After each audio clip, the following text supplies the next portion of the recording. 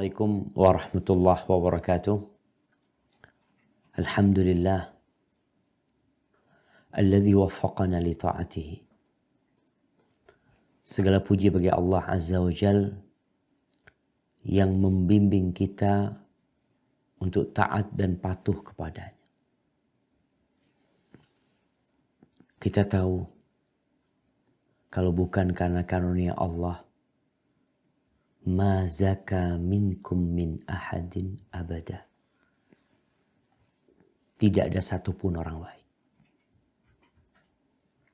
Tidak ada satupun di antara kita, di antara seluruh manusia yang menjadi baik, menjadi orang yang soleh. Kita harus sadar bahwa ketaatan, kepatuhan, ibadah-ibadah yang bisa kita lakukan itu karena Allah yang memberikan taufik kepada kita. Maka kita gak boleh berhenti berdoa, mensyukuri nikmat yang Allah berikan atas nikmat ibadah ini dan meminta tambahan kepada Allah Azza wa Jalla. Tapi kebanyakan kita meminta tambahan dalam urusan dunia. Tapi dalam urusan akhirat terkadang tidak pernah terbetik di hatinya untuk memohon kepada Allah Azza wa Jalla. Karena memang kata Allah, bal tu'thirunal hayatad dunya. Kalian benar-benar lebih mementingkan kehidupan dunia. Allahumma salli wa sallim ala sayyidina Muhammadin wa ala alihi wa ashabihi ajma'in. Ya Allah, semoga salawat dan salam senantiasa tercurahkan untuk baginda Nabi kita Muhammad alaihi salatu wassalam. Untuk keluarga beliau, untuk istri-istri beliau, untuk putra-putri beliau, dan untuk seluruh sahabat Nabi. Semoga Allah meridhai kita bersama mereka. Amma ba'd. Ahibati fillah. Setelah lama kita libur, semua sibuk dengan kegiatannya. Semua melaksanakan tugas-tugasnya. Tapi ana yakin semuanya tetap belajar dengan sarana yang sudah ada, memanfaatkan waktu yang Allah berikan. Di bulan Ramadan yang telah berlalu, kita bisa melihat bagaimana malam hari seperti siang hari. Di 10 hari terakhir, kita melihat tubuh yang biasanya terbujur, lemas, tak bertenaga, tidur. Tapi di malam itu dia tidak tidur. Dia terjaga. Membuka kedua matanya. Mengangkat kedua tangannya. Lisan yang biasa kaku atau bahkan terbuka karena kecapean. Ketika itu lisan itu terbuka. Mulut itu terbuka dan lisan itu berkata, Allahumma Rabbi Ilahi Ya Rahman Ya Rahim. Tapi suasana yang indah itu terkadang berhenti ketika matahari Ramadan tenggelam di ufuk barat sana. Padahal seharusnya tidak, jamaah. Seorang mukmin yang beriman kepada Allah dan hari akhir, itu akan terus menghidupkan malamnya dengan ibadah. Siangnya untuk bekerja mencari dunia. Tapi di malam harinya, dia tidak habiskan malam itu untuk tidur. Mengumpulkan kekuatan, menambah tenaga untuk mencari dunia. Tidak. Kalau kita melihat Allah Azza wa Jalla bagaimana memuliakan malam hari. Khususnya sepertiga malam akhir. Tatkala manusia terlelap dalam tidurnya. Nyenyak dalam istirahatnya. Allah Azza wa Jalla menyebutkan tentang hamba-hamba yang soleh. Coba kita buka di surah As-Sajdah ayat 16 dan 17. Silakan dibaca.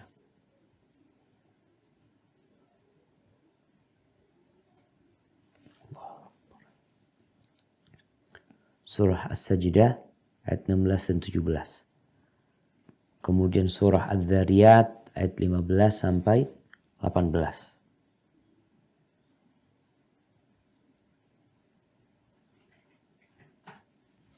Nah, tafadhali.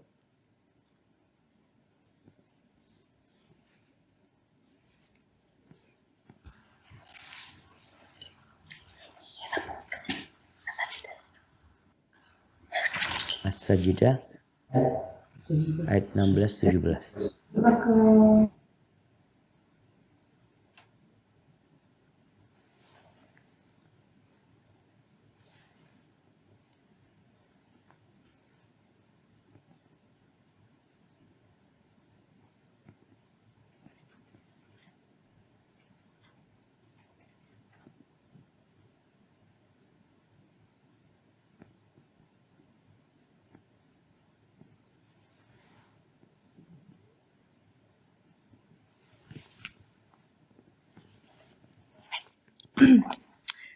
أعوذ بالله من الشيطان الرجيم تتجافى جنوبهم عن المضاجع يدعون ربهم خوفا وطمعا ومما رزقناهم ينفقون فلا تعلم نفس ما أخفي لهم من قرة أعين جزاء بما كانوا يعملون.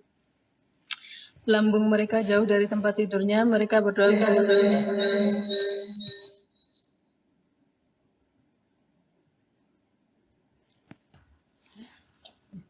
Lambung mereka jauh dari tempat tidurnya, mereka berdoa kepada Tuhannya dengan rasa takut dan penuh harap, dan mereka menginfakkan sebagian dari rizki yang kami berikan kepada mereka. Maka tidak seorang pun mengetahui apa yang disembunyikan untuk mereka, yaitu bermacam-macam nikmat yang menyenangkan hati sebagai balasan terhadap apa yang mereka kerjakan. Subhanallah. Kita lihat nih penghuni surga. Ketika mereka hidup di dunia. Di malam hari, lambung mereka jauh dari tempat tidur mereka. Mereka tidak menghabiskan malam untuk istirahat. Tapi ada waktu-waktu tertentu yang mereka meninggalkan ranjangnya, meninggalkan tempat tidurnya. Ngapain? Yad'una rabbahum. Mereka berharap berdoa kepada Allah Azza wa Jalla. Khaufan wa tama'a. Mohon kepada Allah dengan pengharapan dan rasa takut. Anak kadangkala melakukan safar. Naik pesawat jam 5, 15 menit. Apa yang harus Anda lakukan? Seorang musafir yang tahu dia jam 5, 15 menit pesawat itu akan take off. Dia akan bangun jam 3. Dia akan memprediksi semua waktu untuk perjalanan. Dia akan mengatakan perjalanan dari rumahku ke airport setengah jam. Kemudian aku harus check in. Kemudian nanti menanti di ruang tunggu. Dia akan lakukan itu. Dan Anda melihat dengan mata kepala Anda sendiri. Airport itu ramai. Penuh dengan manusia. Kadang-kala Anda naik kereta, Anda melihat stasiun kereta itu ramai dengan manusia. Di jam-jam yang seharusnya mereka tidur. Bukan seharusnya mereka tidur. Orang-orang masih tidur. Tapi mereka bangun. Mereka bergegas. Mereka takut ketinggalan kereta. Mereka berharap bisa datang tepat waktu. Dan kemudian mereka bisa naik kereta. Kemudian sampai kepada tujuan. Kita pun seperti itu jamaah dalam kehidupan dunia. Kereta itu akan berjalan. Kita harus bangun di awal waktu. Kita harus mempersiapkan diri. Yang dilakukan oleh orang-orang soleh itu bangun di malam hari. Meninggalkan ranjangnya. Meninggalkan keenakan mereka. Tidur bisa kapan saja kita tidur. Tapi untuk sholat malam. Memang berat melakukan hal itu. Tapi Allah sebutkan. Pahala yang menanti. Kenapa kalau kita lihat orang dikasih tugas oleh oleh perusahaannya, oleh tempat kerja dia, tugas perjalanan keluar kota. Berangkat dia jam 3. Kenapa antum mau? Itu waktunya tidur. Kenapa antum tidak tolak? Ada rasa takut dan rasa harap. Itu yang harus selalu hadir pada diri kita. Apa sih yang kita harapkan dari kehidupan ini? Apa yang kita takutkan?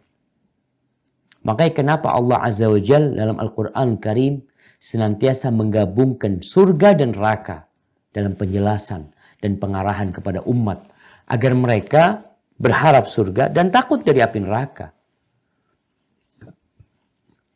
Kemudian Allah sebutkan sifat yang ketiga, yaitu wa mimma razaqnahum yunfiqun. Itu orang selain bangun di malam hari, kemudian beribadah, mereka itu peduli sama orang lain. Nggak pelit. Jadi kalau ada orang suka bangun malam kemudian pelit, kok bisa? Kok bisa engkau bakhil? Apa yang kau cari? Kalau cari surga, bukti orang mencari surga itu sedekah. Wa mimma razaqnahum yunfiqun. Baik. Sekarang dibaca. Surat Adz-Dzariyat ayat 15 sampai 19. أعوذ بالله من الشيطان الرجيم إن المتقين في جنات وعيون آخذين ما آتاهم ربهم إنهم كانوا قبل ذلك محسنين كانوا قليلا من الليل ما يهجعون وبالأسحار هم يستغفرون وفي أموالهم حق للسائل والمحروم. Sesungguhnya orang-orang yang bertakwa berada di dalam taman-taman surga dan mata air. Mereka mengambil apa yang diberikan Tuhan kepada mereka. Sesungguhnya mereka sebelum itu di dunia adalah orang-orang yang berbuat baik. Mereka sedikit sekali tidur pada malam hari, dan pada akhir malam mereka memohon ampunan kepada Allah. Dan pada harta benda mereka ada hak untuk orang miskin yang meminta dan orang miskin yang tidak meminta.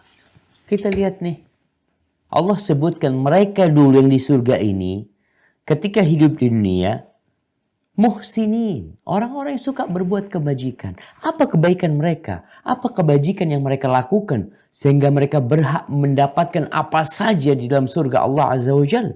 Allah sebutkan sifat mereka, kanu qalilan minal laili ma yahjaun. Mereka orang kalau malam itu sedikit tidur. Qalilan. Terus kalau mereka begadang tidak tidur, mereka sholat. Wabil asharihum yastaghfirun. Dan di akhir malam, mereka tidurnya udah sedikit. Di akhir malam, apa yang mereka lakukan? Mereka beristighfar, mohon ampun sama Allah Azza wa Jalla.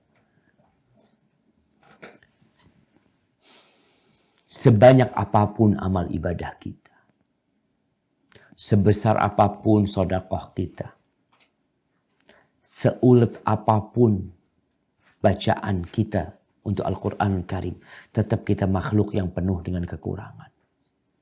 Kita banyak melakukan kesalahan. Itu sudah melekat di diri kita. Kullu bani Adam khata'.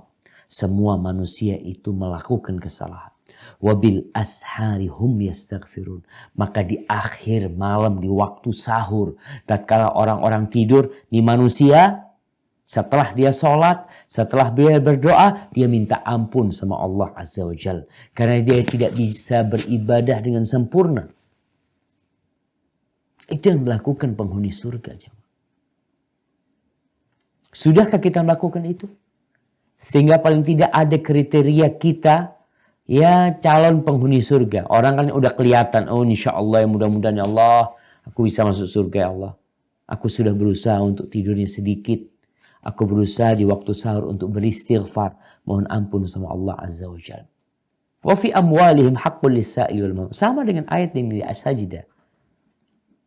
Orang ini beribadah, berdoa di malam hari. Tapi dia suka sodakoh juga.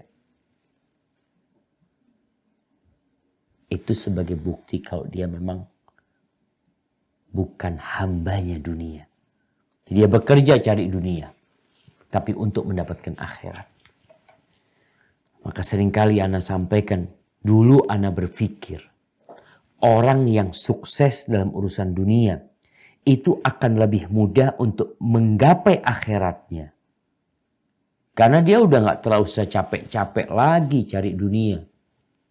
Dia tinggal duduk. Kalau bicara ngantor, itu karyawannya berangkat dari rumah mungkin jam 6 pagi sampai kantor jam 7. Pulang mungkin dia sampai jam 7 malam di rumahnya. Artinya dia lelah. Bos perusahaan, dia datang kapan dia mau. Dia datang jam 10. Dia lihat semuanya selesai. Tanda tangan. Mungkin dia ada rapat. Dia bisa istirahat. Mencari akhirat.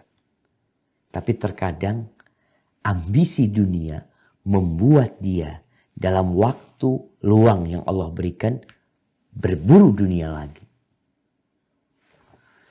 Allahumma arhamna ya Allah. Semoga Allah merahmatin kita. Jamaah rahimakumullah.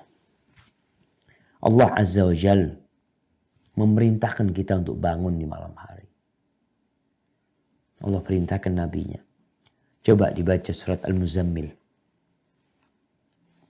Ayat 1 sampai ayat 6.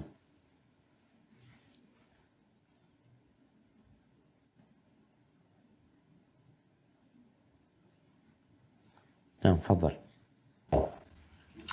أعوذ بالله من الشيطان الرجيم بسم الله الرحمن الرحيم يا أيها المزمل قم الليل إلا قليلا نصفه أو انقص منه قليلا أو زد عليه ورتل القرآن ترتيلا إنا سنلقي عليك قولا ثقيلا إن ناشئة الليل هي أشد وقعا وأقوم قيلا. Wahai orang yang berselimut, bangunlah untuk sholat pada malam hari kecuali sebagian kecil, yaitu separuhnya atau kurang sedikit dari itu, atau lebih dari seperdua itu, dan bacalah Al-Quran itu dengan perlahan-lahan. Sesungguhnya kami akan menurunkan perkataan yang berat kepadamu. Sungguh bangun malam itu lebih kuat mengisi jiwa, dan bacaan di waktu itu lebih berkesan. Subhanallah jamaah. Kita lihat membaca Al-Quran di sepertiga malam akhir ya, di malam hari. Itu berbeda dengan baca Quran di siang hari. Apalagi kita membacanya dalam sholat kita. Kita mendengar apa yang kita baca. Apalagi kita faham dengan apa yang kita baca. Kita disuruh, itu Nabi SAW disuruh bangun sama Allah Azza wa Jalla. Kita umatnya yang mengaku pengikut Rasulullah SAW, masa nggak mau bangun malam? Makanya dalam hadits riwayat Tirmidzi disebutkan alaikum biqiyamil lail. Kata Nabi SAW, kalian itu hendaklah bangun malam. Fa innahu da'bus salihina qablakum. Itu kebiasaan orang-orang soleh sebelum kalian. Dari kaumnya Nabi Musa alaihissalam, dari kaumnya Nabi Isa alaihissalam. Mereka itu menjadikan malam sebagai waktu untuk bermunajat. Waktu untuk memohon kepada Allah Azza wa Jalla. Itu kebiasaan orang-orang soleh. Jadi kalau ingin tahu kita soleh apa enggak, lihat. Kalau ternyata kita tidak pandai untuk bangun malam, ini kita kurang soleh. Enggak Ustaz, alhamdulillah ana sholat berjamaah di masjid. Nah, berjamaah di masjid banyak orang lihat. Makanya kadang-kala orang munafikin itu juga sholat berjamaah. Tapi kalau kita bisa sholat malam. Wa inna qiyamul lail qurbatun ilallahi. Qiyamul lail itu mendekatkan diri kepada Allah Azza wa Jalla. Lebih dekat lagi engkau. Oke, di siang hari kita sholat, kita mendekatkan diri kepada Allah. Tapi qiyamul lail akan semakin dekat jarak kita kepada Allah Azza wa Jalla. Dan kita tahu Kata Allah dalam sebuah hadis qudsi, ya ibn Adam, law ataitani. Nah, Rasul sallallahu alaihi wasallam mengatakan, qala Allah azza wa jal, Allah berfirman, andai kata anak Adam itu datang kepada Allah satu jengkal, maka Allah akan datang kepadanya satu hasta. Wala in atani yamshi ataituhu harwala. Kalau anak Adam itu datang berjalan kaki kepadaku, aku akan berlari-lari kecil kepada dia. Jadi semakin hamba itu mendekatkan diri kepada Allah azza wa jal, sesuai dengan upaya manusia dan kesungguhan dia mendekatkan diri kepada Allah, Allah akan lebih dekat lagi sama dia. Maka disebutkan bahwasanya qiyamul lail ini, subhanallah, qurbatun ilallah wa manhatun 'anil itsm. Jadi kalau ada orang yang mengatakan, Ustaz, kok susah ninggalkan kemaksiatan, qiyamul lail, bangun di malam hari, Allah akan kasih kekuatan sehingga orang itu terhindar dari dosa. Wa takfirun lisayyi'at, dan itu akan menghapuskan dosa-dosa. Wa matradatun lidda'i 'anil jasad, dan akan membuat tubuh itu sehat insyaallah. Jauh dari penyakit. Beda dengan orang yang kerjanya tidur terus. Maka orang kalau tidur terus biasanya mudah terserang penyakit. Ahibati fillah, Aisyah radhiyallahu taala anha pernah ditanya tentang bagaimana bangunnya Rasul SAW di malam hari. Qal kana yanamu awwalahu wa yaqumu akhirahu. Nabi SAW awal malam tuh tidur. Jadi usahakan kita membiasakan diri di keluarga, habis isya tidur. Dulu jamaah, sampai saat ini ya. Kadangkala kita bisa ngontrol diri kita dan ada yang tidak bisa ngontrol diri kita. Nafsu kita nggak terkontrol. Dulu ketika nggak ada listrik, nggak ada lampu, kecuali lampu minyak, tidak ada televisi, tidak ada handphone, tidak ada gadget yang lainnya. Subhanallah. Itu orang habis isya yang ada tidur. Bahkan di beberapa daerah habis maghrib itu sepi. Subhanallah. Kapan kita mulai mendengar keramaian itu? Sepertiga malam akhir. Mulai hidup lagi dunia ini.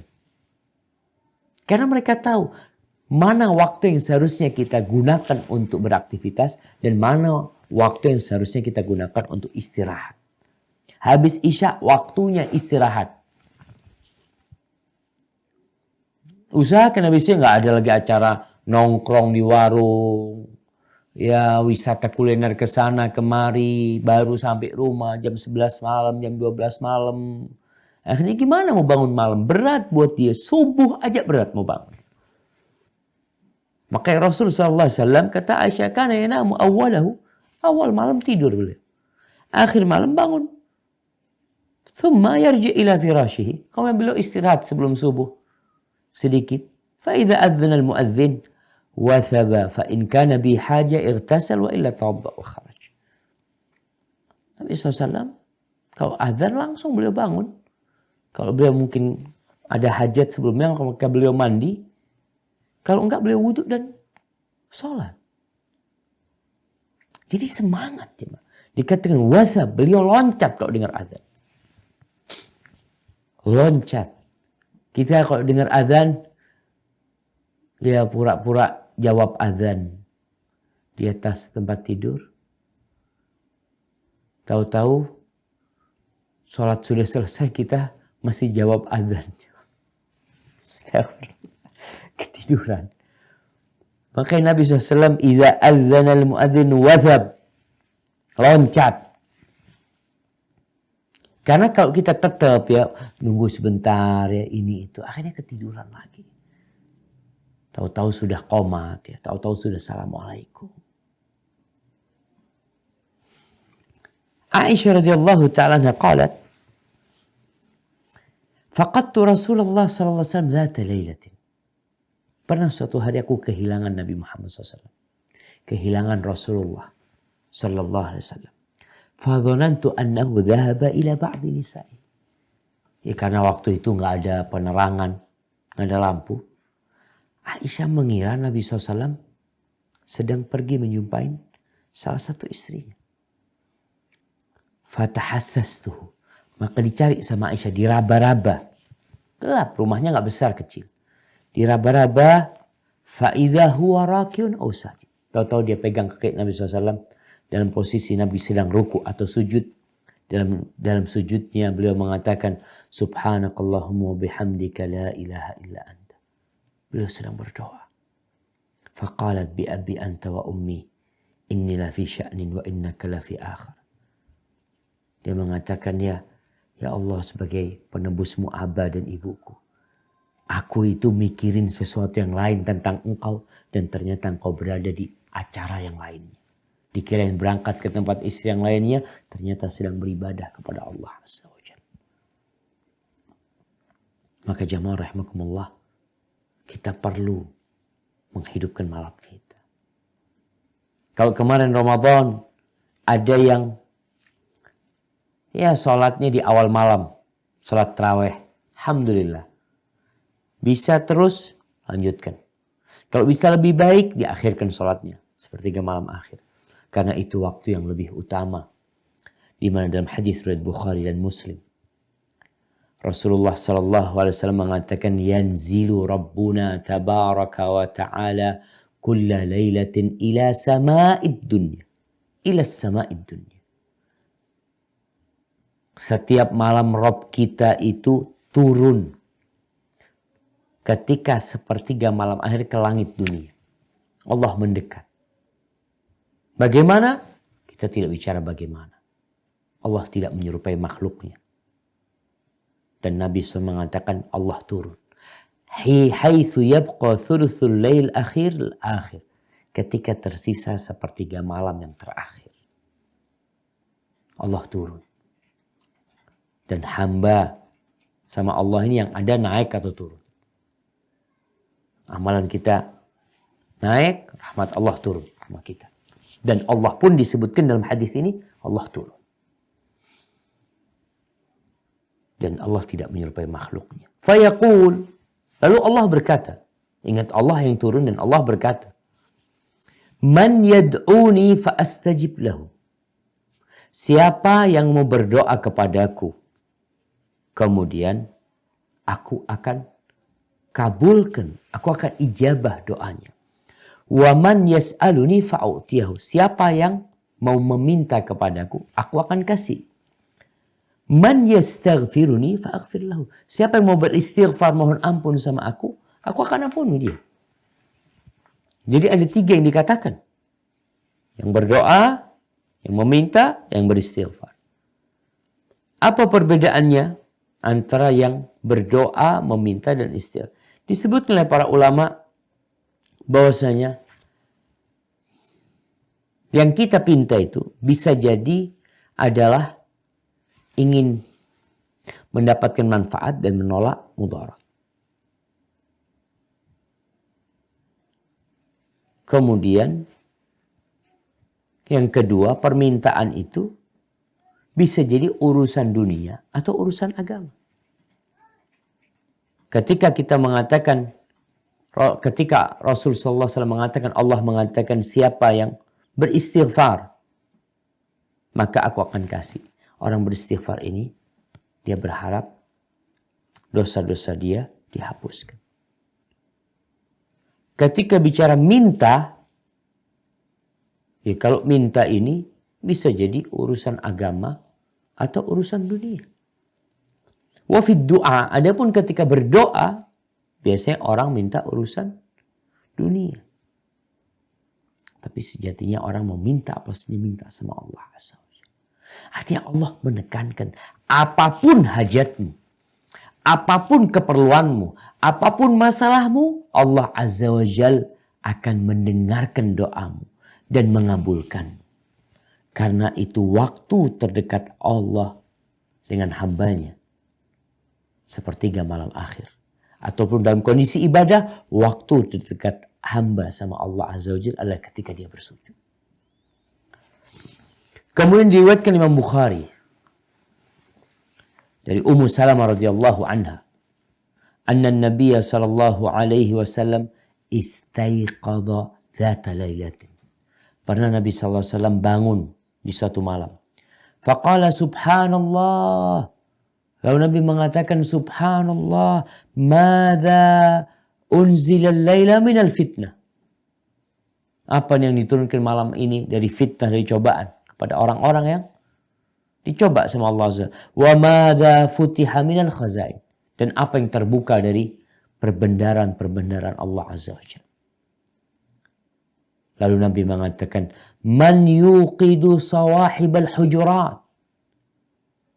Nabi mengatakan, siapa yang membangunkan pemilik kamar-kamar itu? Siapa yang membangunkan istri-istri? Rubba kasiyatin fid dunya ariyah fil akhirah. Berapa banyak orang yang di dunia berpakaian. Hidupnya nyaman. Mewah mungkin. Semua dia miliki, ariyah fil akhirah. Dia akan telanjang pada hari akhir. Semua ditinggalkan. Semua akan dibangkitkan dalam kondisi telanjang. Dan ada orang yang memiliki banyak pakaian. Satu pun tidak ada yang dia pakai. Maka diperintahkan untuk bangun malam. Diperintahkan untuk ada yang membangunkan istri-istri Nabi Muhammad SAW. Dan Imam Tirmidzi meriwayatkan serta Imam Nasa'i dari Amr bin Abasa radhiyallahu anhu bahwa Nabi SAW mengatakan, aqrab ma yakunu rabbu minal abdi fi jawfil lail akhir. Tempat terdekat hamba dengan Rabbnya itu di sepertiga, di pertengahan malam terakhir. Fa in istata'ta an takuna mimman yadhkurullah ta'ala fil tilka as-sa'ah fakun. Kalau bisa, engkau menjadi orang yang mengingat Allah, yang berzikir di waktu itu, jadilah engkau. Ahibati fillah, bagaimana kondisi Rasul sallallahu alaihi wasallam di sepertiga malam akhir? Diriwayatkan bahwasanya datang beberapa sahabat kepada Nabi sallallahu alaihi wasallam. Kepada istri Nabi. Mereka datang ke rumah Aisyah radhiyallahu taala anha. Ini ceritanya Atha bin Abi Rabah. Faqalat man haula? Siapa yang datang? Karena mereka ketika berbicara dengan istri Nabi SAW pakai tirai, pakai hijab. Tanya siapa yang datang? Lalu kita kan Abdullah bin Umar. Ada Ubaid bin Umar. Faqalat marhaban bika ya Ubaid bin Umar. Malaka la tazuruna. Kemudian Aisyah mengatakan, marhaban, selamat datang nih Ubaid bin Umar. Kenapa engkau jarang ziarah? Faqala Ubaid zur ghibban tazdad hubban. Katanya suruh ziarah jarang-jarang supaya tambah cinta. Faqala Ibnu Umar da'una min hadha. Lalu Ibnu Umar mengatakan, kalau boleh kita udahlah, gak usah ngomong urusan ini. Kita ingin sesuatu dari anti. Hadithina bi'ajabi ma ra'aiti min Rasulillah SAW. Tolong kita dikasih cerita nih tentang sesuatu yang paling menakjubkan yang anti lihat dari Rasulullah SAW. Apa sih yang menakjubkan? Kalau bicara suami istri ya, biasanya mereka akan bicara hal-hal romantis. Hal-hal yang indah ya, bulan madu dia, jalan-jalan, kasih hadiah ini itu. Aisyah radhiyallahu ta'ala diminta untuk menceritakan sesuatu yang paling menakjubkan yang dilihat dari kehidupan Nabi SAW. Faqalat kullu amrihi ajib. Nabi SAW itu semua urusannya ajib. Semua urusannya menakjubkan.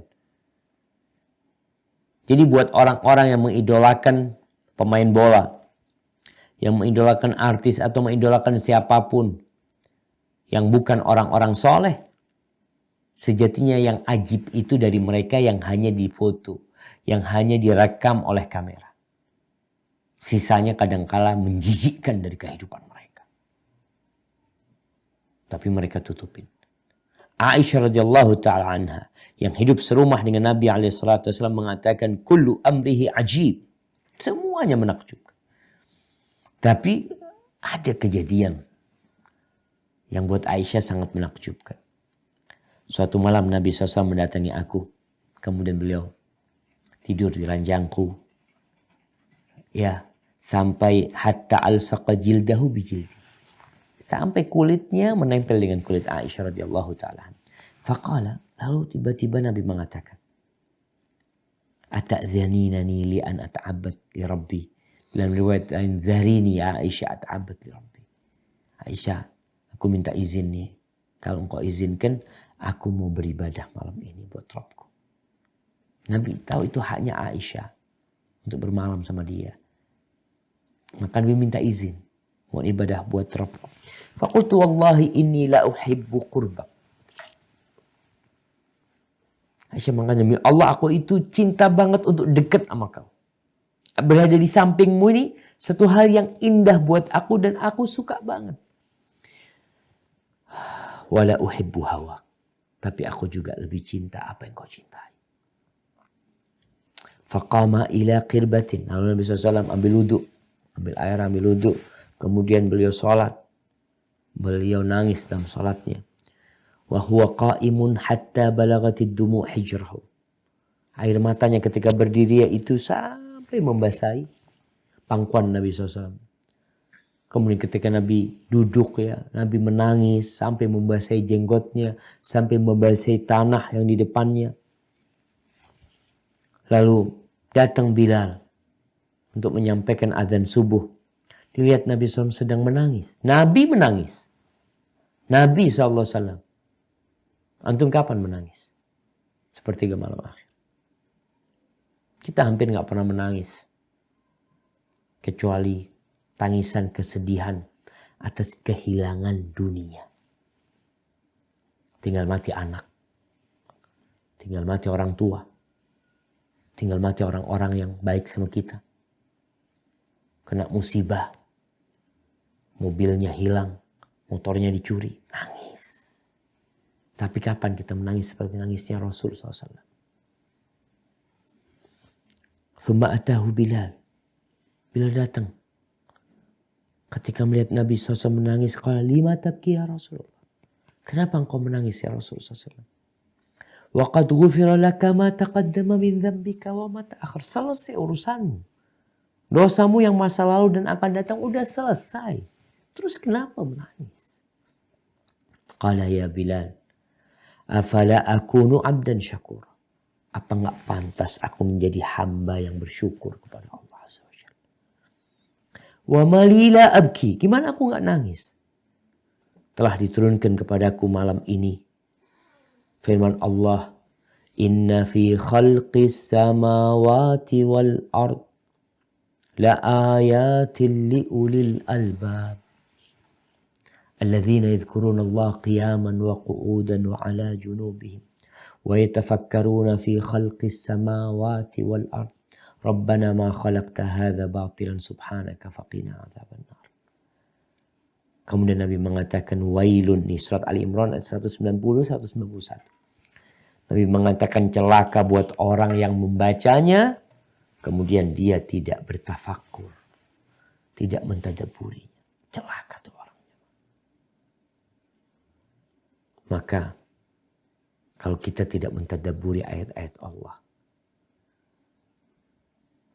sulit bagi kita untuk merasakan lezatnya ibadah kepada Allah. Untuk menghadirkan rasa takut atas dosa-dosa yang kita lakukan. Selesai Ramadan sampai hari ini, berapa banyak dosa yang kita kerjakan. Berapa banyak ketaatan yang kita tinggalkan. Khairul amali adwamuhu wa in qalla. Sebaik-baiknya amal adalah yang berkesinambungan walaupun sedikit.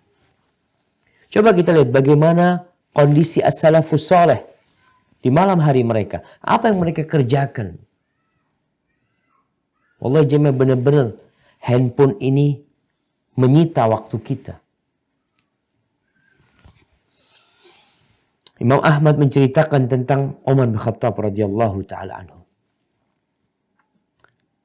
Qala haddatsana Musa, qala haddatsana Hazm, qala sami'tu al-Hasan bin Abi al-Hasan yaqul Tazawwaja Uthman bin Abil As imra'atan min nisa'i Umar bin Khattab. Uthman bin Abil As menikahi salah satu istrinya Umar bin Khattab radhiyallahu ta'ala setelah meninggalnya Umar bin Khattab. Katanya Utsman, wallahi ma nakahtuha raghbatan fi malin wala waladin. Aku itu menikahin istrinya Umar ini bukan karena aku ingin anak atau aku ingin harta, enggak. Terus kenapa dia menikah?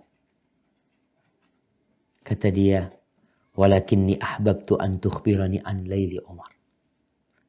Aku cuma ingin tahu dari istrinya Umar itu, gimana sih malam harinya Umar bin Khattab radhiyallahu anhu. Karena kita tahu orang yang paling kenal dengan lelaki itu adalah istrinya. Masyarakat Madinah, para sahabat Nabi, para tabi'in tahu bagaimana tegasnya Umar bin Khattab radhiyallahu taala anhu. Bagaimana dia menegakkan kebenaran di siang hari. Itu terlihat oleh mata para sahabat dan para tabi'in. Ketika Umar naik mimbar, ketika Umar berpidato, ketika Umar duduk, ketika Umar berjalan di pasar, ketika dia sidak ke tempat-tempat di kota Madinah, mereka tahu. Tapi ini Utsman bin Abil As menikahi istrinya Umar karena ingin tahu gimana malam harinya Umar bin Khattab radhiyallahu anhu. Fasa'altuha, kaifa kana salatu Umar bil lail? Gimana sih salatnya Umar di malam hari? Qalat kana yusalli salat al-isya. Umar itu biasanya salat isya berjamaah. Thumma ya'muruna an nadha 'inda ra'sina tawran fihi ma. Lalu Umar nyuruh kita istirahat, tidur, dan menyuruh kita meletakkan tempatnya air di kepalanya Umar bin Khattab radhiyallahu anhu. Ya, kalau sekarang mungkin timba kecil ya. Fayata'aru minal lail. Kadangkala Umar terjaga di malam hari. Lalu dia meletakkan tangannya di dalam wadah air itu. Kemudian dia basuh wajahnya, dia basuh tangannya. Thumma yadhkurullah. Kemudian dia berzikir kepada Allah. Dalam kondisi dia rebahan di atas tempat. Di atas kasurnya mungkin. Kenapa dia basahi tangan dan wajahnya? Supaya segar. Sehingga ketika berzikir pun sadar. Thumma yukhfi, thumma yata'ar. Kemudian dia ngantuk, dia tertidur sedikit. Kemudian bangun lagi. Hatta ta'tiyas sa'allati yaqumu fiha. Sampai datang waktunya Umar bangun malam. Itu sepertiga malam akhir. Artinya malam harinya Umar itu zikrullah. Dia persiapkan diri untuk bangun. Karena ada orang yang bangun malam hari, bangun ngapain? Minum. Bangun ngapain? Buka handphonenya. Setelah itu tidur lagi. Aina zikrullah? Mana zikir? Baca la ilaha illallah wahdahu la syarika lah, lahul mulku wa lahul hamdu wa huwa ala kulli syai'in. Atau zikir-zikir yang lainnya. Ini disebutkan oleh Imam Ahmad dalam kitab Zuhudnya.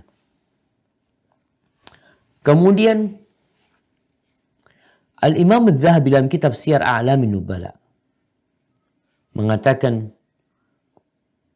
tentang Safwan bin Sulaim, salah seorang dari kalangan salafus saleh yang ahli ibadah. Kana Safwan bin Sulaim yusalli ala as-sathi fil lailatil barida li'alla yaji'ahu an-naum. Sufyan bin Sulaim ini kalau sholat di musim dingin, itu sholatnya nggak dalam rumah. Kalau dalam rumah takut hangat ketiduran. Dia sholatnya di atas loteng rumah. Sholat biar dia gak ketiduran. Artinya manusiawi sekali orang itu malas. Kalau dingin dia ingin berselimut, hangat ingin tidur. Ingin duduk, dia minum teh atau apa, istirahat. Tapi ini Safwan bin Sulaim, agar dia bisa bangun malam, dia bangunnya di loteng. Jadi kalau kita di kamar kita, menyebabkan kita tidur, keluar dari kamar kita. Kalau masih ngantuk, ke halaman rumah kita. Atau di loteng rumah kita. Kita berusaha untuk beribadah. Ya mau gak mau kita harus tahu diri, kita makhluk yang lemah. Lingkungan itu mempengaruhi kita. Makanya kalau orang sholat di sebelah tempat tidurnya, kadang-kadang ngantuk langsung ke tempat tidurnya, tidur lagi. Al-Fudail bin Iyad radhiyallahu anhu, ini disebut oleh Imam Adz-Dzahabi, Dia itu di rumahnya ada musola. Artinya musola tempat dia sholat sunnah di sana, tempat dia ngaji ya. Di situ dia tidur, di musolanya itu dikasih hasir, tikar. Kemudian awal malam dia sholat. Ya beberapa saat. Thumma taghlibuhu aina. Fayulqi nafsahu al-hasir. Terus dia nggak kuat, ngantuk. Maka dia merebahkan dirinya bukan di atas kasurnya. Di atas tikarnya. Fayanamu qalilan. Lalu dia tidur dikit. Sebentar dia tidur. Orang tidur di tikar yang nggak seperti tidur di atas ranjang yang empuk. Thumma yaqum. Kemudian dia bangun. Fa'idha ghalabahu numnam. Kalau dia memang ngantuk sekali dia tidur lagi. Thumma yaqumu hatta yusbih. Kemudian dia bangun sampai subuh. Wa kana da'buhu idza na'is ayyanam. Kalau dia ngantuk memang dia usahakan tidur. Tapi tempat tidurnya memang tadi tikar.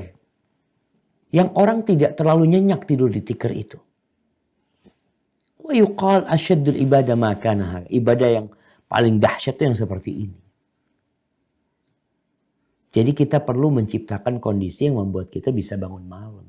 Dan itu dicontohkan oleh para salafus saleh.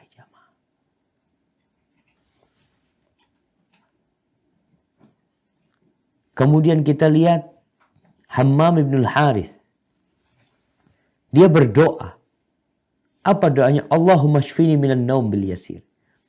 Ya Allah sembuhkan aku dari tidur. Pokoknya cukup dikit lah tidur. Artinya nggak perlu tidur banyak. Artinya dia minta sama Allah supaya dicukupkan dengan tidur sedikit. Kita pernah nggak doa minta sama Allah Azza wa Jalla? Supaya makannya nggak banyak. Supaya tidurnya dikit, ibadahnya yang banyak. Dia minta disembuhkan karena dia tahu tidur ini sudah menjadi kodrat manusia. Tapi dia minta nggak usah banyak-banyak ya Allah. Warzuqni saharan fi ta'atik. Dan berikan rizki kepada aku. Apa rizki yang diminta oleh Al-Harith. Hammam ibn al-Harith ini. Apa rizki yang dia minta? Dia minta rumah. Dia minta bisa jalan-jalan. Dia minta bisa begadang. Bisa tidak tidur di malam hari dalam ketaatan kepada Allah Azza. Itu yang dipinta. Pernahkah kita minta jemaah? Minta kepada Allah, ya Allah agar aku bisa begadang ya Allah dalam ketaatan kepadamu ya Allah. Bisa bangun malam tidur dikit. Dan rangka mentaati Allah Azza wa Jalla. Maka fakana la yanamu illa hunaihatan wa huwa qa'id. Allah mengabulkan doanya dia. Akhirnya nih Hammam bin Harith nggak tidur kecuali sedikit. Dan tidurnya duduk. Karena kalau dia duduk ketiduran, bangun lagi. Nggak seperti kita.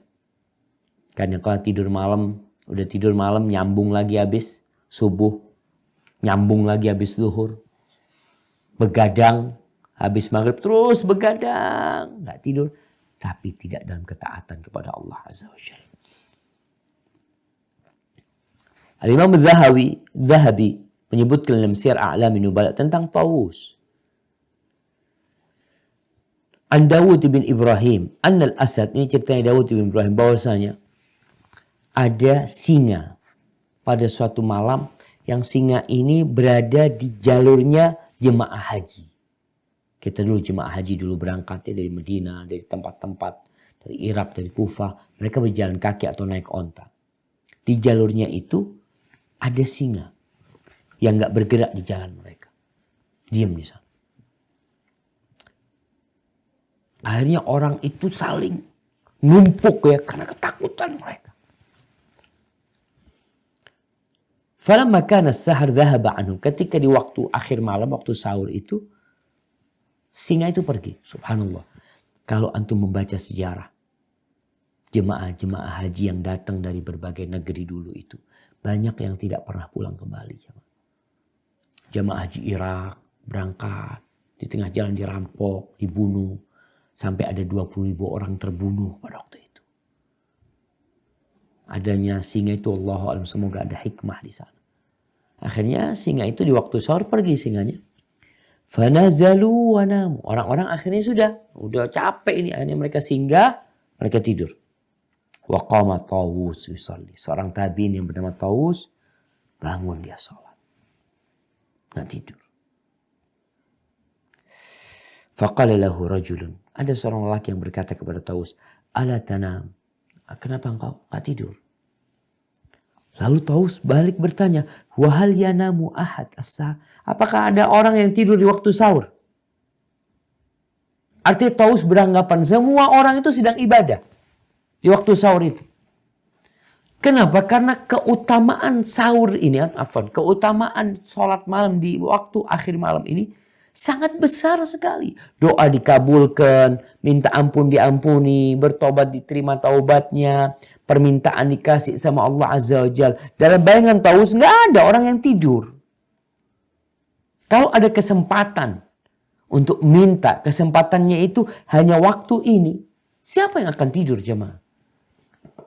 Tapi ternyata kita masih tidur. Ada yang bangunnya subuh, telat.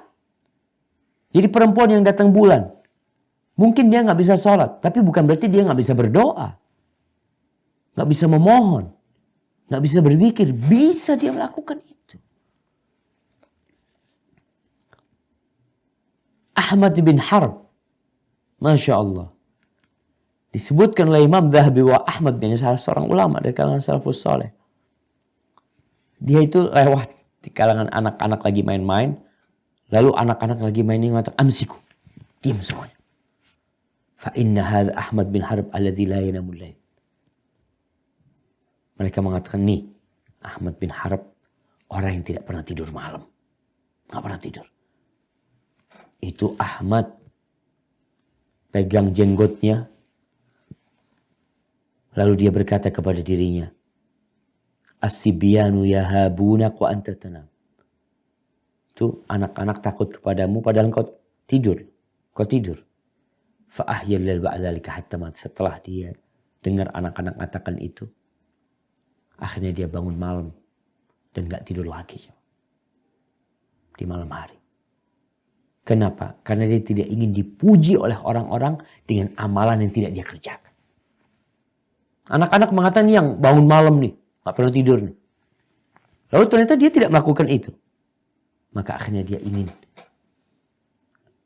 menjaga pujian itu agar tidak jadi dusta dan bukan omongan belaka. Al-Imam Ahmad bin Hanbal, imamu ahli sunnah wal jamaah. Bagaimana sih beliau? Abdullah bin Ahmad, anaknya Imam Ahmad, menceritakan tentang ayahnya. Kana abi yakra'u kulla yaumin sab'an. Ayahku itu setiap hari baca 7, mungkin 7 juz ya, tiap hari. Wa kana yanamu naumatan khafifatan ba'da al-isya. Biasanya ayahku itu habis isya tidur. Khafif, tidur ringannya. Thumma yaqumu ila sabah yusalli wa yad'u. Kemudian sampai pagi beliau itu sholat, bangun dan berdoa. Sadaqallahul azim. Ketika Allah mengatakan, dan semua ucapan Allah itu benar. Ketika Allah mengatakan, innama yakhshallaha min ibadihil ulama. Yang takut kepada Allah di antara hamba-hambanya itu hanya para ulama. Al-ulama. Mereka yang takut kepada Allah Azza wa Jalla. Ini Ibn Atha. Subhanallah. Al-Imam Dhahabi menyebutkan tentang Ibn Atha. Az-Zahid. Al-Abid. Seorang yang zuhud, yang ahli ibadah, yang taat kepada Allah Azza wa Jalla. Diceritakan, kana lahu fi kulli yaumin khatmah. Ini Imam Dhahabi menyebutkan bahwasanya Atha ini tiap hari menghatamkan 1 kali Al-Quran Al-Karim. Wa fi Ramadan tis'una khatmah. Dan di bulan Ramadan dia menghatamkan 90 kali. Allahu Akbar. Wa baqiya fi khatmatin mufradatin bid'a asyrata sana. Yatafaham wa yatadabbar. Tapi dia punya waktu tertentu sepanjang 17 tahun membaca Al-Quran Al-Karim untuk mentadabburi. Jadi baca biasa dia tiap hari. Tapi dia punya bacaan untuk mentadabburi Al-Quran selama 17 tahun. Baru hatam. Yatafaham wa yatadabbar. Untuk memahami dan memaknai Al-Quranul Karim. Wa qala Husain bin Khaqan, kata Imam Dhahabi. Husain bin Khaqan mengatakan tentang Atha, kana yanamu fil yaumi wal laila sa'atain. Dia tidur sehari semalam itu cukup 2 jam. Allahu Akbar jemaah. Kita 5 jam nggak cukup. Tambah lagi 1 jam. Tambah lagi 1 jam. Sudah tidur banyak, ngobrol banyak, main banyak, makan banyak, ibadah sedikit. Allahumma arhamna ya Allah. Nah, ini Imam Zahabi menceritakan tentang Atiyah bin Sa'id bin Abdullah. Al-Imam Al-Hafidh, seorang imam yang hafal banyak hadis. Qala Khatib Al-Baghdadi mengatakan tentang dia, wa kana zahidan. Ini Atiyah ini orang yang zuhud. La yada'u jambahu ila al-ard. Dia hampir enggak pernah rebahan. Innama yanamu muhtabian. Kalau dia tidur tuh dia tidur duduk sambil diikat. Wallahi syama. Ada orang terlalu berlebihan, Ustaz. Nggak ada yang berlebihan. Kalau dia mampu melakukan itu dan tidak melampaui batasan-batasan agama. Yang penting tidak melantarkan hak orang lain. Tuh, mungkin sekarang orang bertanya, gimana supaya kita paling nggak bisa lah bangun malam. Bisa menangis sepertiga malam akhir ya. Ya, kalau menangis karena musibah udah sering lah. Tapi menangis karena takut sama Allah. Karena berharap sama Allah Azza wa Jalla. Pernah nggak kita? Kadang kala menangis berdoa minta kepada Allah urusan dunia juga. Nangisnya itu urusan dunia. Mohon dengan sungguh supaya urusan dunia selesai. Boleh. Tapi kapan kita menangis karena minta akhirat sama Allah Azza wa Jalla. Minta diampuni dosanya sampai menangis. Para ulama memberikan arahan agar kita bisa bangun malam. Kalau engkau ngantuk, malas, jangan disambut itu kantuk dan malas, kemudian engkau tidur. Atau pokoknya sudah ngantuk, pokoknya tidur. Jangan. Terus apa yang harus kita lakukan? Kan ngantuk tidur. Nah, masih ada usaha lain untuk mengusir kantuk itu. Dengan cara pindah dari tempat itu. Merekondisi diri kita. Kerjakan amalan lain yang bukan berhubungan dengan amalan tadi yang bikin kita ngantuk. Kalau kita berdoa ngantuk, kalau kita baca Quran ngantuk, berarti kita kerjakan amalan lain. Apa berdiri, terus bersih-bersih. Kalau mungkin ada buku, kita buka buku. Mungkin tadi kita bisa keluar rumah. Dengan cara itu, ngantuk dan malas itu, ya kalau ibarat awan yang gelap gulita, tahu-tahu dia akan terburai. Jadi terang kembali. Insya Allah kita bisa untuk kembali beribadah kepada Allah Azza wa Jalla. Tapi kalau setiap ngantuk itu datang, kemudian kita menidurkan, akhirnya yang akan terjadi setiap ngantuk datang kita akan tidur. Dan tidur itu akan menjadi kebiasaan kita. Ya kalau sudah jadi kebiasaan kita nggak akan bisa merubahnya. Tapi bagaimana sekarang kita rubah? Kita biasakan. Ngantuk berdiri. Jalan. Memang kita pokoknya anak tiap hari bangun jam 3. Jam 3 anak mau bangun tiap hari. 2:30 anak mau bangun. Sudah ngantuk nggak tahan. Mungkin kita nggak langsung sholat. Ambil wudhu atau apa. Apa yang bisa kita kerjakan? Ibu-ibu mungkin ke dapurnya. Masak sesuatu. Pokoknya ngantuknya hilang. Karena anak bisa lihat ya. Ketika Ramadan. Di waktu sahur tuh nggak ngantuk anak-anak kadang-kadang. Bapak ibunya nggak ngantuk. Seger dia itu. Tapi untuk apa? Untuk makan. Untuk makan sahur. Maka sekarang kondisikan diri kita untuk mengusir ngantuk itu dengan kebiasaan. Hanya butuh pembiasaan. Mungkin 2 pekan, 3 bulan, 3 pekan, sebulan, 2 bulan selesai. Kita akan bangun dan kita tidak akan ngantuk lagi. Karena sudah terbiasa. Seperti kita lihat orang-orang yang bekerja di pasar ya. Yang nggak tahu lah di Australia atau di Malaysia, tapi di Indonesia kita lihat teman-teman Yang buka pasar ya, buka toko di pasar jam 3 malam itu rame pasar ini. Seperti siang, habis subuh pasarnya sepi. Karena sudah selesai orang pada belanja. Maka kita sebagai seorang mukmin, kalau ingin masuk surga, maka berusaha untuk qiyamul lail.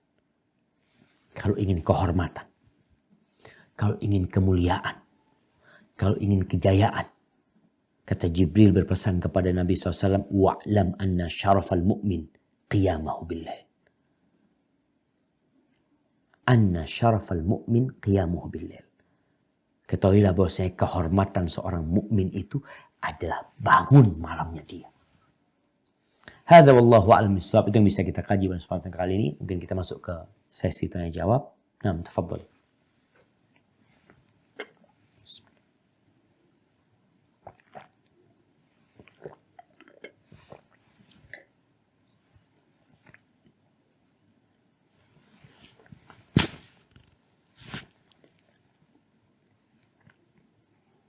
Oke. Ada Ustadz dari Brisbane.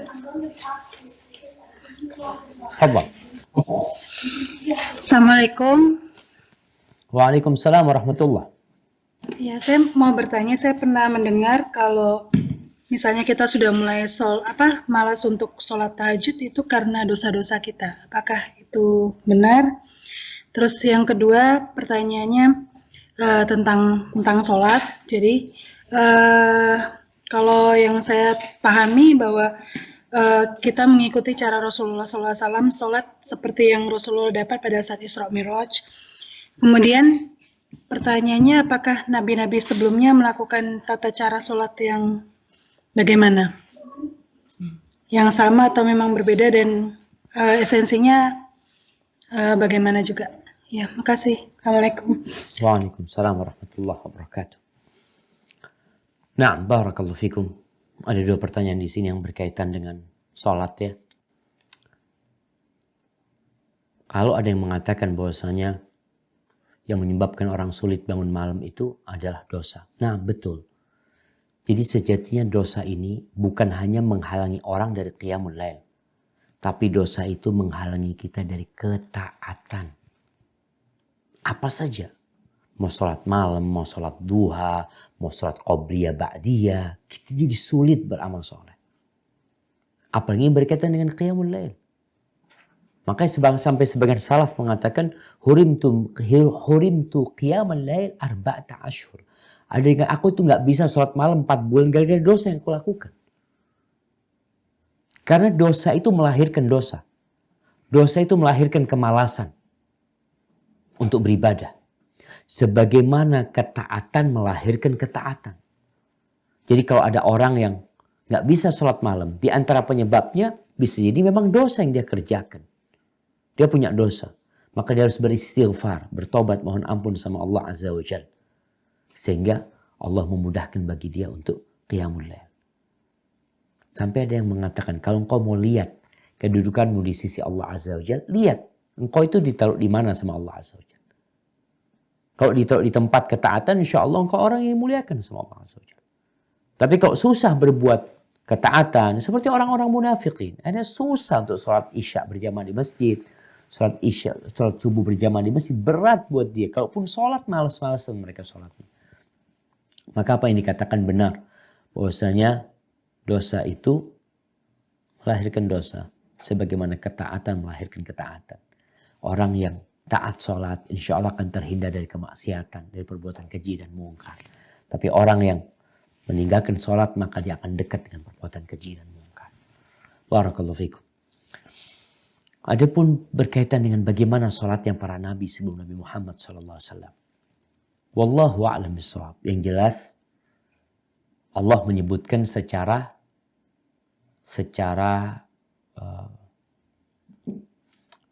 global. Salat mereka ada berdirinya. Bagaimana Nabi Zakaria ketika salat ya di mihrab, beliau berdiri. Bagaimana Allah perintahkan untuk sujud, bagaimana ruku dengan orang-orang yang ruku. Tapi rukunya berapa kali, sujudnya berapa kali, duduknya berapa kali. Wallahu a'lam bishawab. Ana tidak pernah membaca tentang hal itu. Tapi yang jelas mereka ada bacaannya. Yang dibaca tentunya mereka tidak baca Al-Fatihah seperti kita baca Al-Fatihah. Karena Al-Fatihah ini salah satu, subhanallah, kekhususan yang Allah berikan kepada umat Islam. Ya, itu kemuliaan Al-Fatihah ya. Kemudian berkaitan dengan sholat dalam agama kita pun kita lihat sholat juga macam-macam. Seperti ada sholat gerhana matahari yang sholatnya berbeda dengan sholat biasa. Yang biasa kita lakukan. Jadi wallahu a'lam bishawab, anak-anak nggak tahu secara detail. Yang jelas sholatnya mereka itu ada berdiri, ada menghadap kiblat, ada bersuci. Mereka bersuci juga. Kemudian mereka ada ruku, ada sujudnya. Itu yang dijelaskan secara global ya. Yang Allah sebutkan tentang ibadah nabi-nabi sebelumnya. Seperti Nabi SAW ketika Isra Mi'raj beliau melihat Nabi Musa alaihissalam sedang sholat di kuburannya. Dan Nabi alaihissalam ketika sholat turun dari Sidratul Muntaha ke Masjidil Aqsa. Kemudian beliau jadi imam di sana. Itu semua para nabi sholat dengan sholatnya Nabi Muhammad SAW. Hadza wallahu a'lam bishawab. Nah.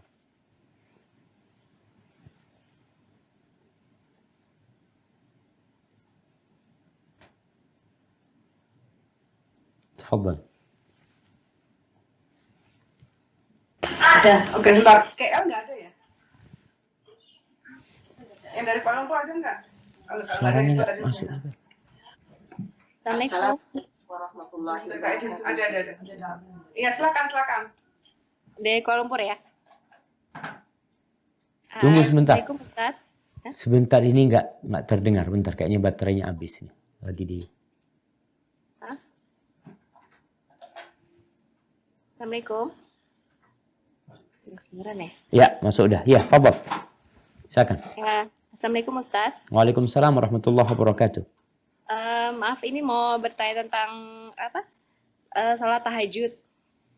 Ini seandainya ibu-ibu kan suka pas bangunnya mungkin mepet waktunya, jadi sedikit waktunya. Apakah boleh kita sholat tahajud 2 rakaat tahajud dengan 1 witir? Apakah boleh seperti itu, Ustaz? Nah, kenapa ibu-ibu kok mepet bangunnya? Mungkin ada urusan ke dapur dulu, Ustaz. Masya Allah, Masya Allah. Jadi ya mas, sebenarnya mepet itu karena kita bangunnya memang telat. Seharusnya kita ada waktu yang lebih panjang lah. Gak ada masalah ketika dia tahajudnya itu adalah witir. Menjadi 2+1. Atau dia sholatnya langsung 3 rakaat. Atau dia sholatnya 5 rakaat. Atau sholatnya 7 rakaat ya. Gak ada masalah dia sholat seperti itu. Artinya memang tahajud lebih identik untuk sholat malam yang dikerjakan setelah tidur. Modelnya bagaimana? Bisa jadi witir. 1 rakaat pun jadi. Atau dia 2+1. Atau 3 langsung. Atau 5 langsung. Dan itu akan jadi sholat malam dia sebenarnya. Seperti itu. Dan Rasul SAW mengatakan, ij'alu akhir sholatikum al-witir. Jadi kan sholat akhir kalian adalah sholat witir gitu. Kalau dia 2+1 atau 3 langsung pun itu diperbolehkan. Dan itu menjadi sholat malam dia atau sholat tahajud dia. Namun memang usahakan. Ada waktu, ada space waktu untuk istighfar. Ada space waktu untuk berdoa sama Allah Azza wa Jalla. Ketika bangunnya memang terlalu mepet. Akhirnya kita hanya bisa sholat. Mungkin sholatnya pun bacaannya cepat. Dan kita juga mau berdoa pun waktunya sudah tahu-tahu adzan subuh. Maka nasihat ana agar mengkhususkan waktu lah. Kalau memang kita tahu kita masih ada kerjaan di dapur, ini itu. Maka berusahalah untuk lebih awal bangunnya. Dan kita ini bisa ngatur diri kita sendiri. Tapi kadangkala kita diatur oleh nafsu kita. Barakallahu fikum. Ya, silakan. Assalamualaikum warahmatullahi Waalaikumsalam warahmatullahi wabarakatuh. Pertanyaan jeda waktu untuk sholat Isra ya. Seluruh Ustaz. Itu dari yang tepat itu berapa menit setelah subuh sampai kapan? Jazakallah. Satu lagi Ustaz soalannya. Iya. Kalau setelah maghrib kita berasa ngantuk, lalu kita tidur, kemudian tidurnya sehingga setelah 2/3 malam, dalam waktu 1/3 malam itu yang akhir mendirikan sholat isya dan terus melakukan tahajud. Apakah sholat isya itu diterima dan dibolehkan untuk tahajud? Nah, Masya Allah, anaknya siapa pada nangis itu? Barakallahu fiik. Nah, berkaitan dengan dua pertanyaan. Yang pertama tentang sholat waktu isyraq ya. Berkaitan dengan waktu isyraq. Pertama ada yang namanya terbitnya matahari, syuruk. Waktu terbit matahari itu kita nggak boleh sholat. Kalau dikatakan waktunya berapa menit setelah subuh. Ini sekarang alhamdulillah ada orang-orang yang sudah menghisap atau menghitung hal itu. Kadang-kala waktunya 1 jam setengah, 1 jam 20 menit. Jadi nggak bisa disamakan dari satu negeri ke negeri lainnya. Jaraknya itu nggak bisa disamakan. Antara waktu subuh dengan waktu syuruk sama. Tapi dengan kalender waktu sholat itu mungkin sudah bisa dilihat di sana. Namun yang jelas kita bisa melihat dengan lihatnya matahari terbit. Matahari terbit sudah selesai. Tapi nggak boleh sholat. Karena waktu matahari terbit itu waktu larangan sholat. Kapan diperbolehkan sholat? Ketika matahari sudah naik setinggi tombak. Atau setinggi tombak itu baru kita boleh sholat. Artinya sudah lepas dari, kalau kita lihat seakan-akan kan dia nempel sama bumi ini. Ketika dia lepas di ufuk timur situ, setinggi anak tombak itu atau tombak tadi, kita boleh sholat. Maka para ulama mengatakan berapa menit dari waktu terbit matahari diperbolehkan sholat. Mereka mengatakan 10 sampai 15 menit. 10 sampai 15 menit. 15 menit akan lebih aman. Karena proses matahari terbit itu awalnya kan, kalau kita katakan ini umpamanya, awalnya yang keluar mentari itu kan ujungnya dikit ya. Ini matahari terbit. Nggak boleh kita sholat. Kemudian ketika dia lewat, nah ketika itu boleh sholat. Itu awal waktu sholat duha yang sering dikenal dengan sholat syuruk buat orang yang duduk di masjid berzikir sampai matahari terbit. Yang kedua berkaitan dengan, kalau itu tadi sholat syuruk, berkaitan dengan orang yang tidur habis maghrib. Kemudian dia baru bangun di 2/3 malam ya, atau 1/3 malam akhir. Bagaimana dengan sholat isya dia? Yang pertama ketahuilah ada larangan tidur sebelum sholat isya. Karena ditakutkan kelewatan isyanya. Karena waktu pilihan sholat isya itu adalah sampai tengah malam. Waktu pilihan. Setelah tengah malam itu waktu darurat. Ya sudah, kalau memang ketiduran kemudian bangunnya 1/3 malam akhir, sholat isya. Dia lakukan sholat isya itu di waktu darurat tersebut. Tapi waktu pilihannya adalah sampai tengah malam. Namun yang dilakukan tetap terlarang. Tidur sebelum isya itu dilarang. Karena takut kejadian seperti yang disebutkan tadi. Apakah setelah dia sholat isya di 2/3 malam itu atau 1/3 malam akhir itu boleh dia sholat tahajud? Boleh dia sholat tahajud. Silahkan dia sholat tahajud. Karena memang itu sudah waktunya sholat malam dan dia usahakan kita itu, ada orang yang sebelum subuh tidur. Seperti Nabi SAW kadang beliau istirahat sebelum subuh. Tapi beliau bisa bangun. Ada orang yang kalau tidur sebelum subuh akhirnya bangunnya telat subuhnya. Kita melihat ada orang-orang yang Masya Allah sholat malam tapi sholat subuhnya di luar waktu. Maka itu tidak baik. Maka nasihat ana, jangan tidur sebelum isya. Kalaupun akhirnya tertidur ya. Dulu ana waktu masih kecil ya dikasih nasihat sama orang tua. Sudah tidur dulu habis maghrib. Nanti sholat isyanya tengah malam atau 1/3 malam akhir. Akhirnya bangunnya subuh. Kita nggak sholat isya di waktunya. Hadza wallahu a'lam bissawab.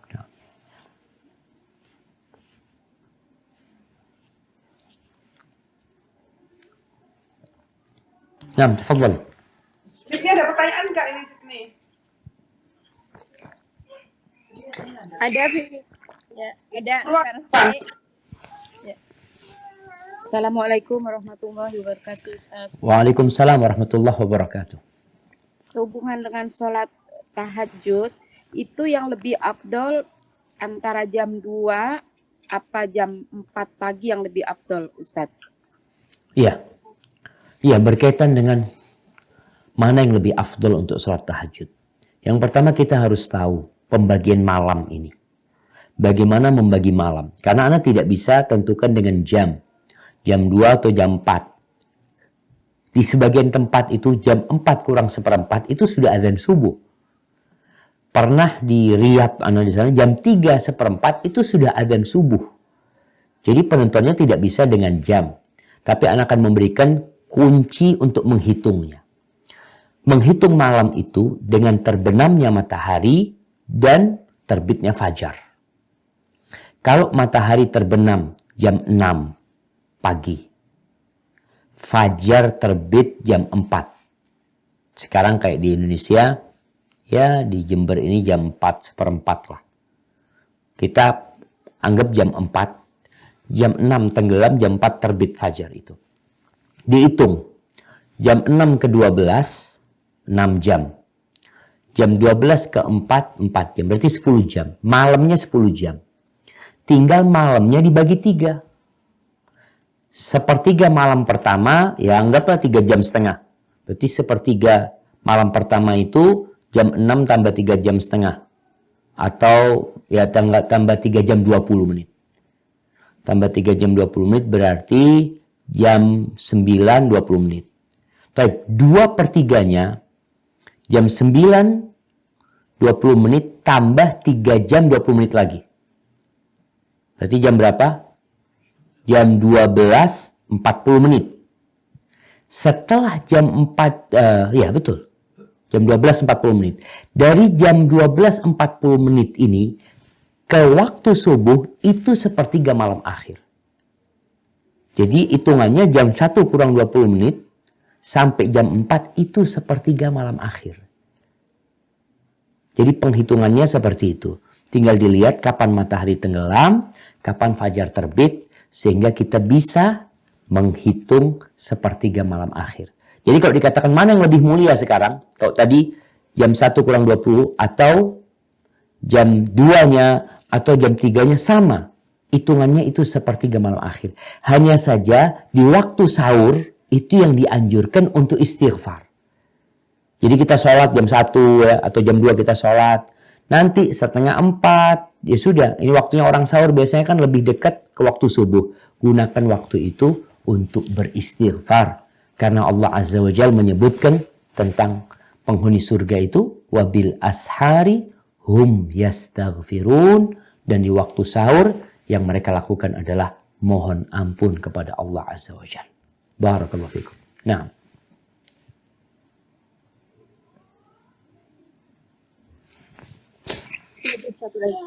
Assalamualaikum Ustaz. Waalaikumsalam warahmatullahi wabarakatuh. Mau tanya Ustaz, ada riwayat dulu sahabat Umar bin Khattab kalau kelewat qiyamul lail, sholat tahajud, Umar bin Khattab ganti dengan duha. Apa itu pahalanya sama Ustaz? Masya Allah. Nah, barakallahu fiik. Iya, buat orang-orang yang rutin qiyamul lail.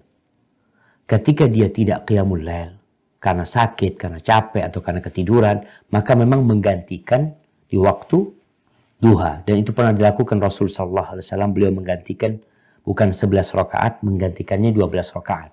Karena sholat siang hari itu nggak ganjil tapi genap. Kalau pertanyaannya, apakah pahalanya sama? Wallahu a'lam bishawab ya. Kalau bicara pahala. Karena kalau jumlah sholatnya mungkin bisa dikatakan sama, bahkan lebih. Tapi kehilangan waktu mulianya. Sepertiga malam akhir itu nggak bisa digantikan di waktu duha. Yang bisa digantikan itu hanya ibadah sholatnya. Tapi waktunya tidak tergantikan. Jadi kalau pahala sholatnya, ya mungkin nggak sama ya. Karena dia kehilangan waktu mulia, tapi paling tidak dia tetap melaksanakan sholat yang rutin biasa dia kerjakan. Karena Rasul SAW kalau biasa mengerjakan suatu ibadah, biasanya beliau tidak akan pernah meninggalkannya. Kalau beliau kelupaan atau ketiduran, maka beliau akan mengqadha'nya seperti itu. Jadi jangan bicara pahala lagi sekarang, tapi bicara bagaimana kita mendawamkan ibadah yang kita kerjakan, ya pahalanya semoga Allah Azza wa Jal yang melipat gandakan.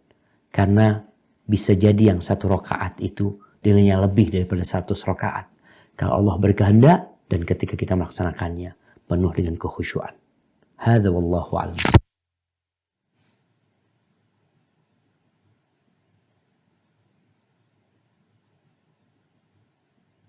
Adlet, katanya mau bertanya ini Adlet mana? Kalau enggak langsung ke Brisbane nih. Nah, tafadhal. Assalamualaikum Ustaz. Waalaikumsalam warahmatullahi wabarakatuh. Ya, sehubungan di waktu salat tahajud itu atau di salat kita yang lain atau di salat fardu, boleh nggak kita baca doa yang kita baca setiap waktu malam Lailatul Qadar itu, Ustaz? Allahumma inni afuwun tuhibbul Innaka afuwun. Innaka afuwun. Allahumma inni innaka afuwun tuhibbul afwa fa'fu anni, ya. Nah. Itu bisa dibaca setiap saat apa khusus untuk malam Lailatul Qadar saja, Ustaz? Barakallahu fiik. Ya, yang kedua, pertanyaannya itu karena di sini kebetulan lagi musim dingin ya, Ustaz. Terus kalau kita niatkan memakai kaos di waktu berwudu, boleh nggak, Ustaz? Iya. Jazakallah khair. Assalamualaikum warahmatullahi wabarakatuh. Waalaikumsalam warahmatullahi wabarakatuh. Masya Allah, pertanyaan yang menarik ya, berkaitan dengan doa ya. Apakah doa yang biasa kita baca pada malam Lailatul Qadar ya? Allahumma innaka afuwun tuhibbul afwa fa'fu anni. Bisa kita baca di selain itu. Nah, artinya kita baca setiap saat doa itu nggak apa-apa. Karena itu permohonan kepada Allah Azza wa Jal. Hanya saja Aisyah radhiyallahu ta'ala dikasih tahu, kalau engkau tahu Lailatul Qadar ini malam yang mulia, maka minta ampun sama Allah Azza wa Jalla. Jadi di antara doa untuk minta ampun sama Allah, ya kita baca Allahumma gfirli, Allahumma afu anni. Kita mengatakan Allahumma innaka afuun tuhibbul afwa fa'fu anni. Kita baca di waktu duha, kita baca di waktu-waktu mustajab, nggak apa-apa. Sebagai sebuah doa dan permohonan kepada Allah Azza wa Jalla. Bebas jadi. Kita mau baca doa Allahumma afini fi badani, Allahumma afini fi sam'i. Yang sejatinya doa ini dibaca zikir pagi dan petang. Tapi kita sepertiga malam hari mau berdoa dengan doa itu, silahkan. Sebagai sebuah doa dan permohonan, bukan sebagai sebuah zikir rutin tapi itu sebagai doa dan permohonan.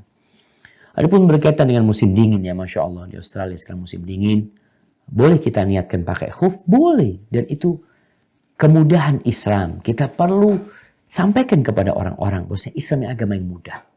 Tapi sesuai dengan aturannya. Yang pertama, kita memakainya dalam kondisi berwudu. Kemudian, kalau kita sedang mukim, kita boleh pakai itu sehari semalam.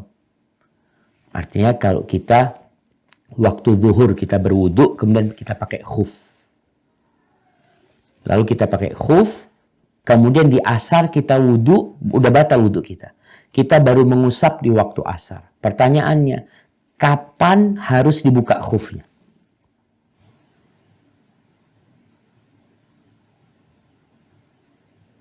Nah. Ya, Oke. Iya, bismillah. Barakallahu fiik. Ya Ustadz, saya mau bertanya mengenai perbedaan hati, jantung, dan kolbu. Nah. Jadi kan biasanya kan dibilang ada segumpal darah, itu kan disebutkan hati. Nah, kalau seandainya kita itu sakit hati, itu sebenarnya hati kita yang sakit atau jantung kita? Kayak umpamanya kita patah hati, apakah itu hati atau jantung atau kolbu? Mohon bimbingannya. Jazakumullah khairan. Barakallahu fiikum. Tadi pertanyaan belum dijawab ya. Jadi tadi itu 24 jam kan Ustaz ya? Nah, 24 jam. Iya, Brisbane salah paham nih. Siap, sampai asar selanjutnya. Berarti sampai asar, waktu asar besoknya. Sehingga tahu bahwasanya kapan kita membuka khuf kita. Artinya kita harus cuci kaki kita lagi. Ketika sudah lewat, 24 jam berarti kita harus buka khuf itu, kita cuci kaki kita lagi, wudhu dengan mencuci kaki, kemudian pakai khuf lagi, seperti itu pula. Baik, berkaitan dengan pertanyaan sambungan ya, tentang apa perbedaan antara jantung, hati, dan al-qalbu.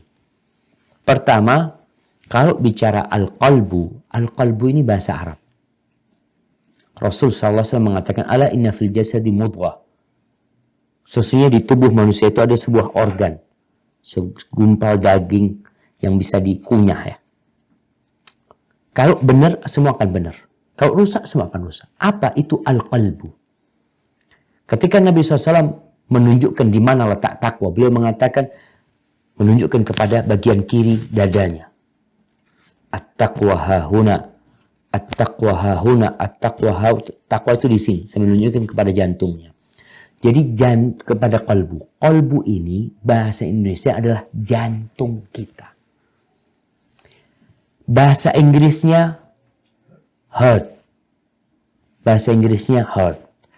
Orang kalau sakit hati, bahasa Inggrisnya apa? Iya, jamaah. Broken. Apa? Heartbroken. Sakit hati, Ustaz. Apa? Broken heart. Broken heart.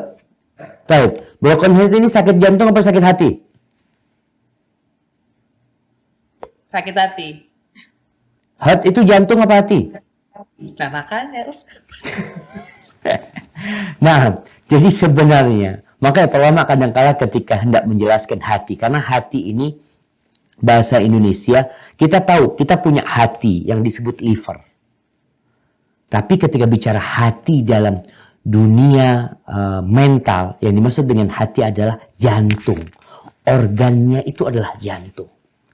Makanya kadangkala para ulama untuk memberikan penjelasan tentang jantung ini disebutkan al-qalbu as-sanubari. Terjemahannya hati sanubari. Hati sanubari ini, sanubar, ini orang-orang Australia insya Allah tahu. Sanubar itu, pohon sanubar itu pohon pinus. Yang milik buah seperti jantung. Ada bunganya seperti jantung. Hati sanubari itu maksudnya adalah jantung kita. Bukan hati yang disebut liver. Maka kalau dibicara orang yang kalau hatinya sehat, semuanya sehat, maksudnya jantung. Secara raga itu adalah jantung. Kemudian secara mental itu, yaitu hati adalah jantung, bukan hati liver ya. Jadi seperti itu. Jadi al-qalbu, atau bahasanya ada al-fuad lagi disebut. Kemudian bahasa Indonesianya jantung. Kemudian hati. Hati dalam urusan mental yang dimaksud adalah jantung dalam raga kita sebenarnya. Jadi bukan liver. Hadza wallahu a'lam.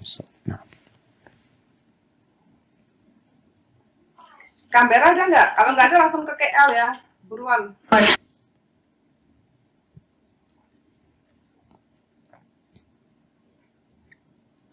Oke, KL nggak ada. Oke, sekarang tepat aja. Siapa yang dulu Pak? Ayo, saya kenal. Assalamualaikum warahmatullahi wabarakatuh. Waalaikumsalam warahmatullahi wabarakatuh. Ustaz, saya mau tanya berkaitan dengan sholat witir. Jika sholat witir itu dikerjakan di setelah Isya ya, bukan di waktunya Qiyamul Lail, apakah itu boleh? Karena dengar riwayat yang katanya Umar bin Khattab sering mengerjakan sholat witir itu di waktu Isya karena dia takut dia tidak bisa terbangun, takut dia nggak bangun di waktu Qiyamul Lail itu, seperti itu. Terus kalau untuk sholat qobliyah dan ba'diyah, apakah ada batasan waktu untuk sholat qobliyah ya, terutama misalnya kita harus benar-benar habis azan langsung sholat, atau misalnya kita sholatnya udah 1 jam setelah azan atau lewat, masih boleh nggak ngerjain qobliyah itu? Nah, baik, barakallahu fiik ya. Berkaitan dengan riwayat sholat witir sebelum tidur, itu riwayat Abu Hurairah radhiyallahu taala anhu, bahwa Nabi SAW memberikan wasiat kepada Abu Hurairah untuk sholat witir sebelum tidur. Jadi takut nggak bangun di malam harinya. Maka buat orang-orang yang memang berat untuk dia bangun di malam hari, maka dia sholat witirnya sebelum tidur. Kemudian kalau dia biasa bangun di malam akhir, maka witirnya ditunda. Karena yang lebih utama adalah ditutup sholat malam dengan witir di sepertiga malam akhir. Tapi kalau dia sudah sholat witir sebelum tidur ya, kemudian di malam hari terjaga bangun, ya dia silahkan sholat tahajud tanpa ditutup dengan witir. Karena dia sudah sholat witir di awal waktu. Barakallahu fikum. Adapun berkaitan dengan sholat qobliyah dan ba'diyah, apakah ada batasan waktu? Nah, batasan waktu sholat qobliyah adalah sholat itu sendiri. Sholat itu sendiri. Jadi kalau umpamanya ibu-ibu di rumah, sholat duhurnya jam 1. Umpamanya azan jam 12. Dia baru sholat duhur jam 1. Maka dia selama belum sholat duhur, diperbolehkan sholat qobliyah. Karena artinya qobliyah ini sholat sebelum sholat fardu. Jadi qobliyah duhur berarti sholat sebelum sholat duhur. Kalau sholat duhurnya 1:30 umpamanya, maka dia ada waktu. Selama dia belum sholat duhur, maka dia punya waktu untuk sholat qobliyah. Adapun waktu ba'diyah, maka dengan masuknya waktu sholat berikutnya. Itu, umpamanya anak sholat asar di Jember ini sekarang jam 3. Ya, anggap jam 3 lah. Kemudian sholat duhurnya 1:30. Ada perempuan sholat qobliyah jam 1. Dia sholat duhur jam 1:05, dia sholat qobliyah jam 1. Kemudian dia sholat duhur. Kemudian ba'diyahnya dia sholat jam 2. Atau ba'diyahnya 2:30 sebelum waktu asar. Boleh. Jadi batasan waktu qobliyah itu adalah sholat fardu itu. Adapun batasan ba'diyah adalah sholat fardu yang selanjutnya. Seperti itu. Hadza wallahu a'lam bishawab. Kita ada pertanyaan terakhir.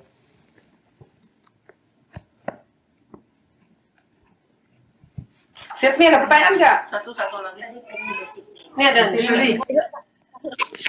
Assalamualaikum Ustaz. Waalaikumsalam warahmatullahi wabarakatuh. Ini di luar tema Ustaz. Mau tanya, kalau kita mau puasa sunnah atau membayar hutang, seumpama kita pas ini setelah kita dapat menstruasi ya Ustaz. Kebetulan pas harinya hari Jumat. Kita puasanya tinggal 1 hari. Itu kita bayarnya Jumat aja atau harus digabung ke Sabtu atau emang harus Kamis sama Jumat? Dan itu apakah ada dalilnya Ustaz? Nah, iya. Jadi berkaitan dengan puasa Jumat, dilarang kita memang mengkhususkan Jumat untuk puasa sunnah. Mengkhususkan hari Jumat untuk puasa sunnah. Hadis yang ketika ada sahabat wanita ditanya puasa, lalu Nabi SAW bertanya, apa kau niat mau puasa besok? Enggak, kata dia. Apakah sebelumnya engkau puasa? Kata dia, enggak. Ya udah nggak usah puasa. Artinya kita tidak boleh mengkhususkan hari Jumat untuk puasa.